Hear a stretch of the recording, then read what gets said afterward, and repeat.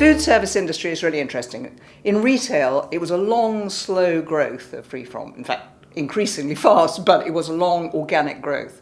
Food service, doing. 2014, regulations.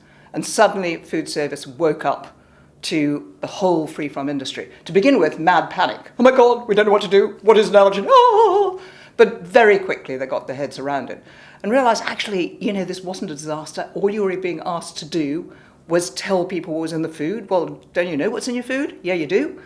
And then, hey, guys, there's a whole group of people out there who didn't eat out. Maybe they will. There's a whole new marketing area. And since then, last couple of years, it's really taken off.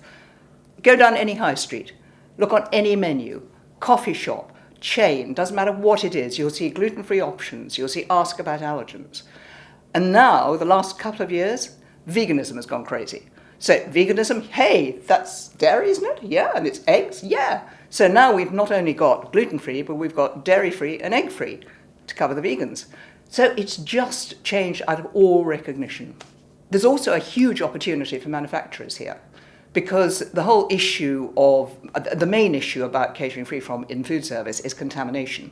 You're in a busy kitchen, things are being moved around all the time. Actually keeping things really clean in terms of allergens is very difficult.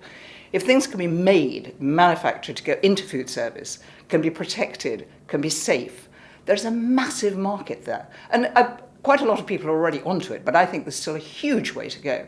And manufacturers just to be a little bit creative. They need to create dishes, complete ingredients, complete components, which can go in, can be packed in such a way that there are no contamination issues, and that they can then be served on confidence in the consumer. The consumer really believes that that is safe and makes life so much easier in the kitchen. You don't have to sweat about all the issues of contamination. We started off in 2014 with the FreeFrom Eating Out Awards without having a clue what we were doing.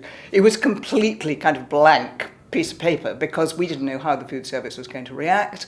We didn't know whether there were people out there who wanted awards. Who knows?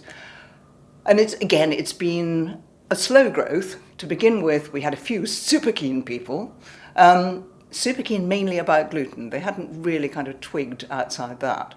But now, of course, 5 years later, we're looking at, Pizza Express was a winner last year. We had Wetherspoon's Pubs who got a silver, I think. You're talking about over 1,000 pubs right around the countryside serving gluten-free and dairy-free meals. That's a pretty phenomenal.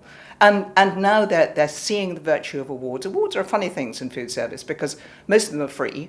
Well, we're not free because we do it incredibly diligently. We actually get very detailed reports from them all to begin with about what they do in their kitchens and how they deal with contamination, all this stuff, to make sure that they really know what they're talking about.